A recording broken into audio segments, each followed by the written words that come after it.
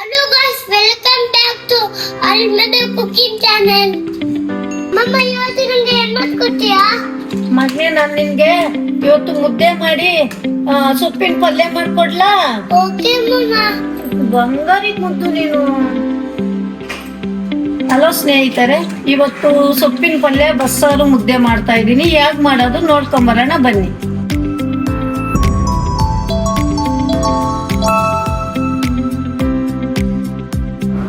ಈಗ ನಾವು ಮೊದಲಿಗೆ ಬಸ್ಸಾರಿಗೆ ಹುರ್ಕೊಳ್ಳೋ ಪದಾರ್ಥವನ್ನು ಎತ್ಕೊಂಡಿದ್ದೀವಿ. ಈಗ ಕಡಾಯಿಗೆ ಎಣ್ಣೆನ ಹಾಕ್ಕೊಂಡು ಮೆಣಸಿನ್ಕಾಯಿನ ಹಾಕ್ಕೊಂಡು ಚೆನ್ನಾಗಿ ಹುರ್ಕೊಳ್ಳೋಣ.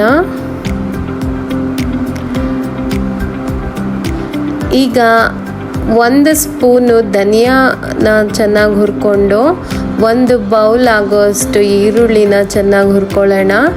ಹಾಗೆ ಬೆಳ್ಳುಳ್ಳಿನೂ ಹಾಕ್ಕೊಂಡು ಹುರ್ಕೊಳ್ಳೋಣ. ಇದನ್ನು ಚೆನ್ನಾಗಿ ಫ್ರೈ ಮಾಡ್ಕೊಂಡಿದ್ದೀವಿ.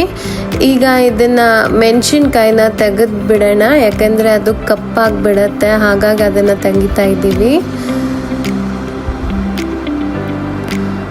ಈಗ ಅದಕ್ಕೆ ಕಾಯಿನ ಹಾಕ್ಕೊಂಡಿದ್ದೀವಿ ಆಲ್ರೆಡಿ. ಮೆಣಸಿನ್ಕಾಯಿನೂ ಹಾಕ್ಕೊಂಡು ಇವಾಗೇನು ನಾವು ಹುರ್ಕೊಂಡಿರ್ತೀವಲ್ಲ ಅದನ್ನು ಜಾರ್ಗೆ ಹಾಕ್ಕೊಂಡು ಪೇಸ್ಟ್ ಮಾಡ್ಕೊಳ್ಳೋಣ.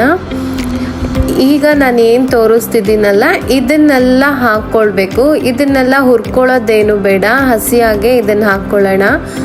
ಅದು ನಾನು ಬೇಳೆ ಬೇಯಿಸ್ಕೊಂಡಿದ್ದು ಆ್ಯಂಡ್ 3 ಟೊಮೆಟೊ ಇದೆ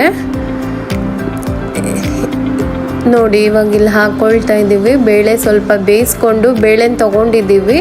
ಒಂದು ಸ್ವಲ್ಪ ಇದಕ್ಕೆ ಹಾಕ್ಕೊಂಡಿದ್ದೀವಿ ಸೊಪ್ಪಿನ ಪಲ್ಯಕ್ಕೆ ನೋಡಿ. ಇದು ಬಂದು 1 ಸ್ಪೂನ್ ಜೀರಿಗೆ, ಸ್ವಲ್ಪ ಬೆಳ್ಳುಳ್ಳಿ, ಮೆಣಸು ಇಷ್ಟನ್ನು ಪೇಸ್ಟ್ ಮಾಡ್ಕೊಂಡಿದ್ದೀವಿ. ಮತ್ತು ಕೊತ್ತಂಬರಿನ ಲಾಸ್ಟಿಗೆ ರುಬ್ಕೊಳ್ಳೋಣ. ಈಗ ಒಗ್ಗರಣೆ ಕೊಟ್ಕೊಳ್ಳೋಣ. ಸಾಸಿವೆ, ಒಣಮೆಣಸು, ಕರಿಬೇವು ಇಷ್ಟು ಹಾಕ್ಕೊಂಡು ಬೆಳ್ಳುಳ್ಳಿನೂ ಹಾಕ್ಕೊಂಡು 1 ಇಡೀ ಈರುಳ್ಳಿನ ಹಾಕ್ಕೊಂಡು ಚೆನ್ನಾಗಿ ಫ್ರೈ ಮಾಡಿಕೊಂಡು ಏನು ಪೇಸ್ಟ್ ಮಾಡ್ಕೊಂಡಿದ್ದೀವಲ್ಲ ಅದನ್ನು ಇದಕ್ಕೆ ಹಾಕ್ಕೊಂಡು ಒಂದು ಸ್ವಲ್ಪ ಹುರಿದು ಆಗಕ್ಕೆ ಬೇಳೆ ಬೇಯಿಸ್ಕೊಂಡಿರ್ತೀವಲ್ಲ, ಸೊಪ್ಪು ಬೇಳೆ ಬೇಯಿಸ್ಕೊಂಡಿದ್ದ ನೀರನ್ನು ಇದಕ್ಕೆ ಹಾಕ್ಕೊಂಡು ಕುಕ್ ಆಗಲಿ. ಇದು ಸ್ವಲ್ಪ ಉಪ್ಪು ಹಾಕ್ಕೊಳ್ತೀವಿ. ಹಾಗೆ ಒಂದು ಸ್ವಲ್ಪ ಉಪ್ಪು ಹಾಕ್ಕೊಂಡು ತಿರುಗಿಸಿ ಇಟ್ಕೊಳ್ಳೋದು. ಅದು ಕುದಿ ಬಂದಮೇಲೆ ಸ್ವಲ್ಪ ಹುಣಸೆ ರಸನ ಇದಕ್ಕೆ ಬಿಟ್ಕೊಂಡು ಒಂದು ಕುದಿ ಬಂದಮೇಲೆ ಸಾಂಬಾರು ರೆಡಿ ಆಗತ್ತೆ.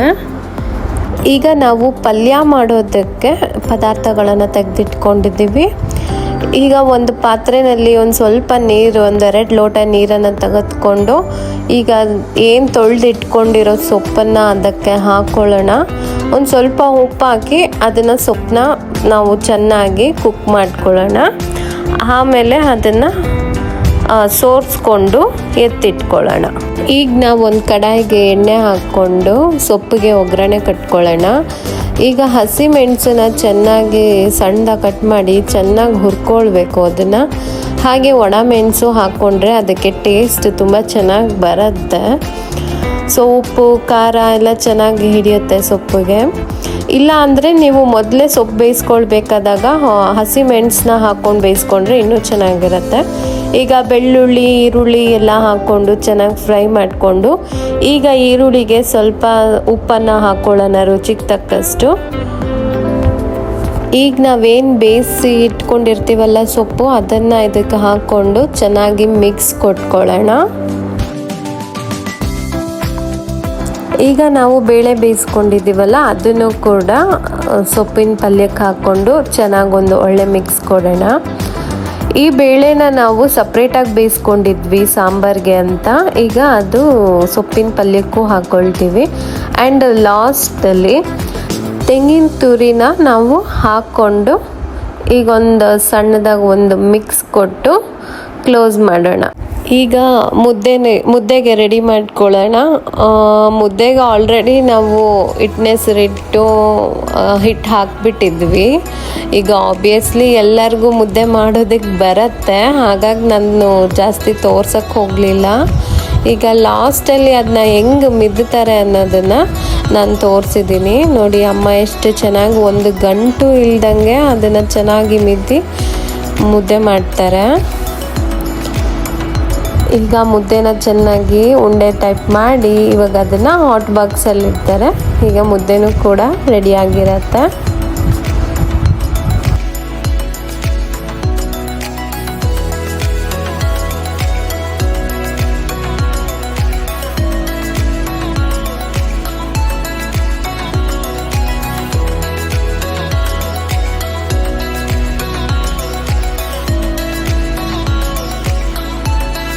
ಈ ಅಡಿಗೆ ನಿಮ್ಗೆ ಇಷ್ಟ ಆಗಿದ್ರೆ ಲೈಕ್ ಮಾಡಿ ಮತ್ತು ಶೇರ್ ಮಾಡಿ.